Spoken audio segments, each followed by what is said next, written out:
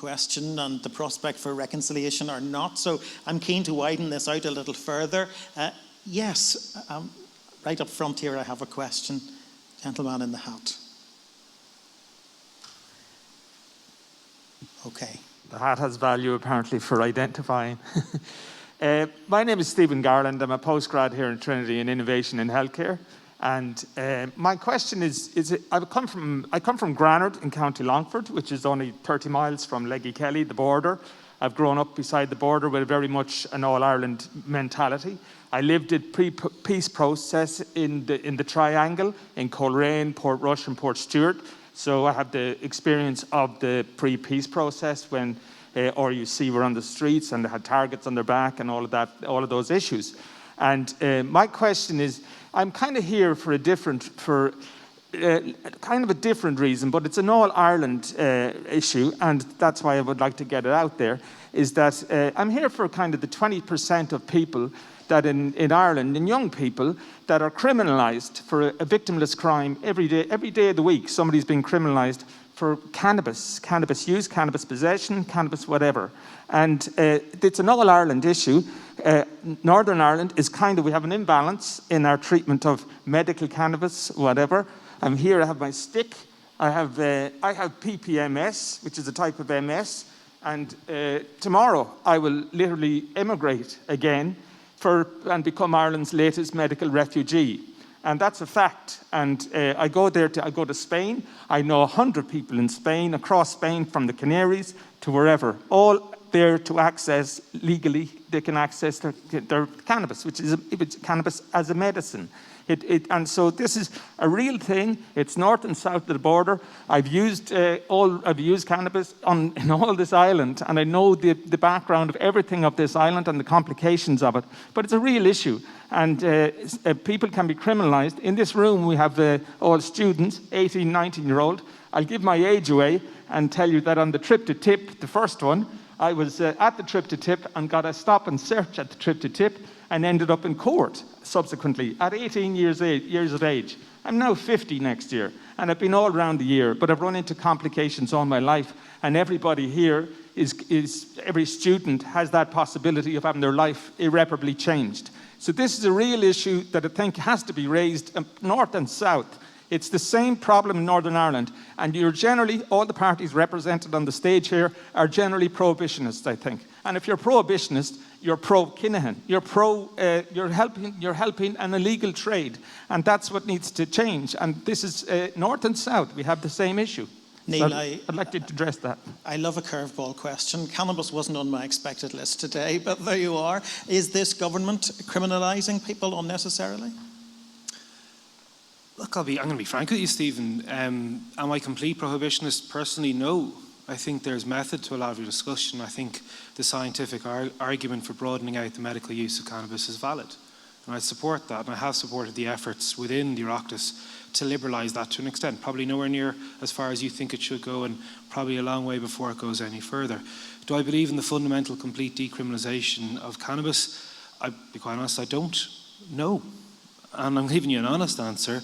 I'm up for the discussion, I'm up for the debate, but there is massive concerns presented to us regularly by medical professionals, by the Gardaí and much else. It's not necessarily a binary issue. It's very different the person who uses cannabis to alleviate chronic pain, chronic illness, the person who's 18 going to Fela, who's tried it for the first time and had a small quantity, and then the certain people that you refer to who make a very lucrative and very murderous occupation on the back of it. But I do think it is something that needs a more wider discussion. In society, the vast majority of people don't have an opinion because it doesn't impact them, or they don't see that it impacts them. And it's only when it truly impacts you that the discussion comes forward.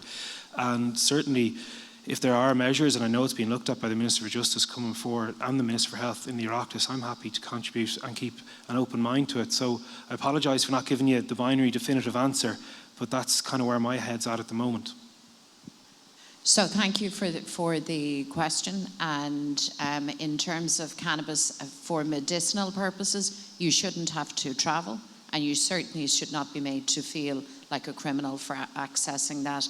And we've had a long debate and many, I mean, really, really awful scenarios, including for children, who need medicinal cannabis to assist them either to manage pain or convulsions or whatever the case may be. So for me, that's a medical question. I've always been a bit perplexed as to why it's so complicated in terms of referrals and sign-offs between multiple consultants and so on to actually get permissions to have access. But I work from the premise, if you are dealing with illness, if you need something therapeutically, if that is the medical view, you should have access to it, and no, you should not be criminalised. On the wider question, I think it is clear that we need to now have a fundamental rethink around how we deal with the whole area of addiction, drug use, recreational and otherwise, but more importantly for me, the issue of recovery. I represent the North Inner City and other parts of this town. It's ground zero. It's where the 80s heroin epidemic started. It's where also some of these gangland so-called characters emerged from some of these parts of the city. The use of drugs and all of that is very complicated, and I'm conscious we're talking to a young audience, so there is a recreational element to it. But we have to be aware that there is also a very complex hinterland around criminality and big money and profit and disadvantage and so on. So I would not describe myself as a prohibitionist by any means, but I am a person who will not play into the hands of people who will profit on the misery of others. And more importantly, and actually most importantly for me, I personally would not consider the question that you've put a legitimate question around the issue of decriminalisation unless and until I feel absolutely sure that we have the supports, therapeutically and otherwise, for recovery. For when a citizen finds themselves in addiction, wishing to make that recovery, that they are supported. I can't think offhand the number of recovery beds and detox beds that we have right across this state, but I'm going to tell you, it's very, very low. So we need to deal with this in a holistic way.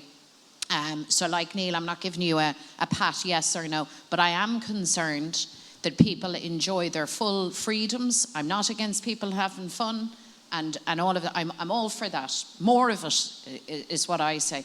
But I am also aware that any drug can lead to addiction, can lead to chaos, can lead to real suffering.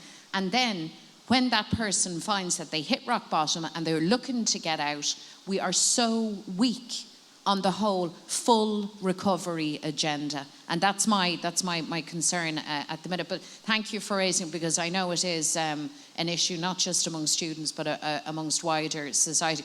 The received wisdom is that we're losing the war on drugs, as it's called. I think there's substantial evidence that confirms that. But the question is, what do we do next? And we have to put people front and centre in people's health and well-being, and we need to take on these criminal gangs the best with every method that we have, and we need to get them out of our neighbourhoods where they're causing chaos. Jeffrey, very briefly, is it even more difficult to address these issues in Northern Ireland because of the continuing influence of particularly the conservative evangelical churches there? Well, I'm not sure that is the case, David. I think that an added factor you might have mentioned is the presence of paramilitary groups in Northern Ireland who exploit young people in dealing in drugs, including cannabis. But look, I'm broadly in the same place as Neil. Neil and I agree on many things, don't agree on all things, but on this I think we're pretty much in the same space. We're prepared to look at the science, we're prepared to look at what medical experts say. I understand the point Stephen has made. Stephen, that is not lost on me, what you're saying. And I think we do need to look at the medical application of cannabis in a safe way, in a controlled way, and look at the science and see what that says to us. But I share Neil's concerns, and indeed some of the concerns Mary Lou also articulated around the exploitation of many people, not just young people, with drugs. And that is a concern. It's not just a concern, David, for evangelical Christians. It's a concern for many.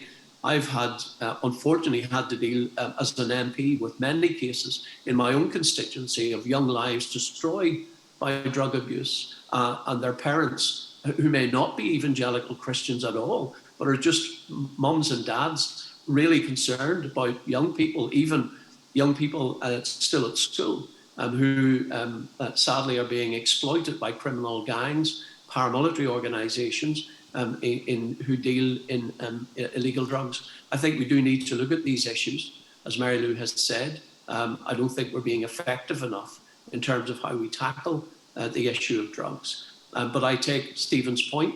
The points he's made are not lost either on myself or other political representatives. This is something we do need to look at.